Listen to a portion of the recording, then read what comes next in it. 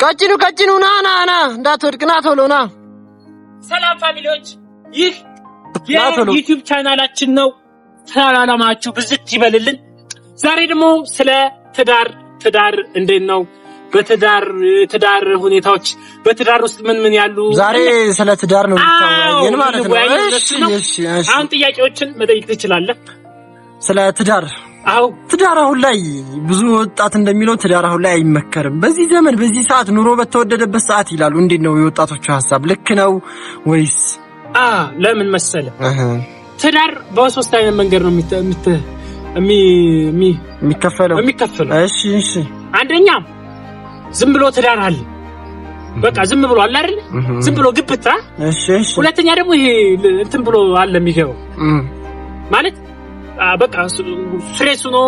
በቃ ወደፊት ትሆነኛለች ምናምን ብሎ ይገባል አቅዶ ማለት። እሺ ሶስተኛው ደግሞ ዝርክርክ እንላለን። እሺ ታንተንልን ሁሉንም እና ምን መሰለ አሁን ትዳር አሁን ወጣቱ እንትን ላይ አይመከርም እንዳልከው። ወጣቱ አሁን ያለንበት ቦታ አለ ትዳር ምን እኮ እንደዚህ አይባልም። ትዳር ቀልድ አይደለም ልልህ ነው። ጭጥጥር ያለ በቃ ትዳር ቀልድ አይደለም። ወደ ትዳር ስትገባ ሁሉን ነገር ትተህ ነው። እዛ እንትና ጋር መሄድን ታቆማለህ፣ እንትና ጫት ቤት መሄድን ታቆማለህ። እንትና ወደ ስራ ነው። አንድ አቅጣጫ ዋን ወይ ነው በቃ የምትጓዘው። ትዳር ይመራሃል በራሱ ትዳር ስራ በለው በቃ የራሱ። እዚህ ጋር ትዳር አለ፣ እዚህ ጋር ስራ ነው። ትዳር እዚህ ጋር ትዳር አለ፣ እዚህ ጋር ደግሞ ስራ አለ። ቀጥታ ትዳር እዚህ አለ፣ ስራ አለ። ግን ትዳር ከሌለ እዚህ ስራ አለ፣ እዚህ ላይ ብዙ ነገር አለ። ትዳር አንዳንድ ጊዜ የሚጠቅመው የአሁኑን ወጣት ምን ትመክራለህ? በቃ የአሁኑን ወጣት እንደ ሐሳብ እኔ አሁን ከኔ እንትን አንፃር መምከር። አንተ አግብተሃል? አንተ ነው አላገባሁም። አንተ አላገባሁም? አም ሲንግል። ለምን? እሺ ላገባ ነበር።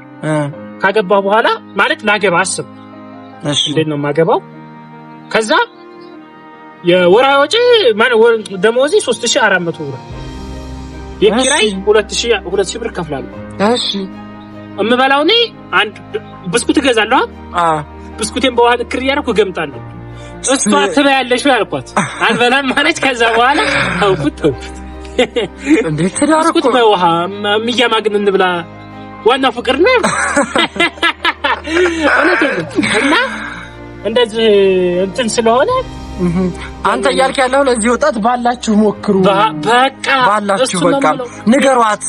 የሌላችሁን ነገር አታውሩ ነው። ይሄ ያለኝ ይሄ ሀብት አለኝ በቃ የምፈልገው ራሳችሁን ከሆነ ለምሳሌ የምፈልገው አንተን ከሆነ ማንነትህን ነግረሃት፣ ያለህን ነገር ነግረሃት። አንተ ልክ ነው ብስኩት በውሃ እንብላ አልካት። ኧረ እና በጣም እንደዛ ነው። እኛም በጣም የትዳሩ አንድ እንትን በቃ አንተው ልክ ነው። ያለህን ነገር ሳትደብቅ ነገር ብስኩት በውሃ ለልትበያለሽ ያልካት እንደዚህ ነው። አንድ ጓደኛዬ ደግሞ እሺ የሆነ ቤት ነበረው። ያንን ቤት የኔ ነው አለ። ቀለም እሷ ውጭ ሀገር ናት። የጓደኛውም ቤት እኮ የኔ ነው። እሺ አይደለም። ከዛ ቀለም ምናምን ቅብትብት አረገ። የተቀባባ ቤት ላከላት። ከዛ እሺ ምናምን ብላ መጣች። ከዛ በኋላ ጓደኛው ከሌላ ቦታ ሲመጣ እዛ ቤት ገባች። ከዛ ጓደኛው ሲመጣ ውጭ አለ። አሁን ይሄው እንደዛ አይነት ነገር ነው የገጠመን። በተለይ ያሁኑ ወጣት ምን እንደምናረግ ነው የተምታታብ።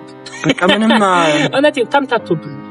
ያን ወጣ በቃ ስራ አይወድም። በቃ የሆነ ባቋራጭ ለመክበር በቃ የሆነች ነገር እንትን ሁሉ ነገር ተይዞብናል እንጂ እዚህ ሶሻል ሚዲያ ጨርሶ ተጠቃሚ ሆነ።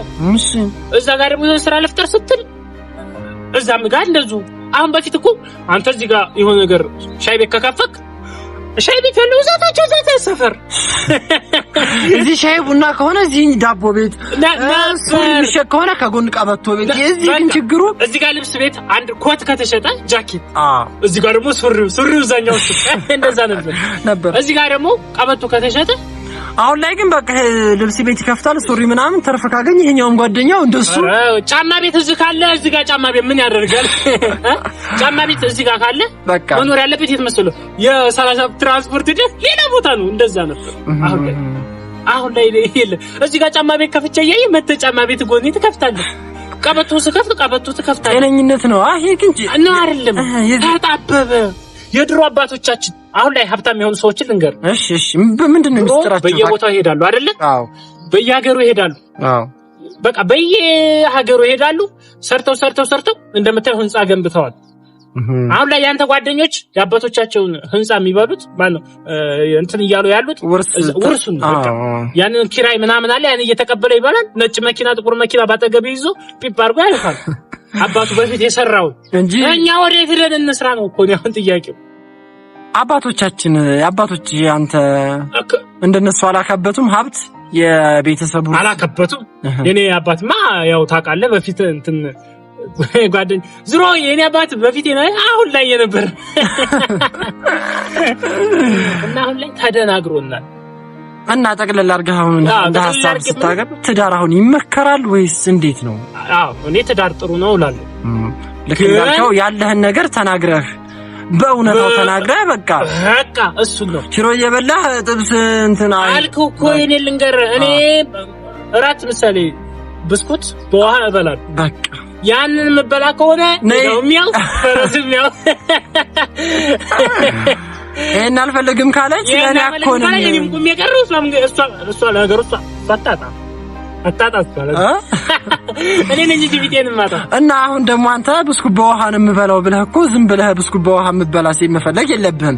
የተሻለ ህይወት ለመኖር መስራት እንዴት ምን እንስራ ምን እንስራ? ሴቶቹ የሚፈልጉት አሁን ላይ ምን መሰለህ? እሺ ያው በቃ እንደዚህ ብር ያለው ደህና የሚያኖር እኮ አሁን ላይ ሴት ወደ ገንዘብ ወዳለበት ገንዘብ ያላት ሴት አግባ አይደለም ገንዘብ ራስ ያዝ እንጂ እንዴ እኮ እንደዚህ ምን ሰርቼ ለያዝ ምን ይሰራ? ምን ሰርተህ ሞክረህ ምን ሳይሳካ ቀረ? ያው የቀን ስራ ሳይት ለጥሁኝ የቀን ስራ እሰራለሁ በዛም እሰራለሁ ምን ማጋል አሁን ያኮነው አልመጣልኝ አለ።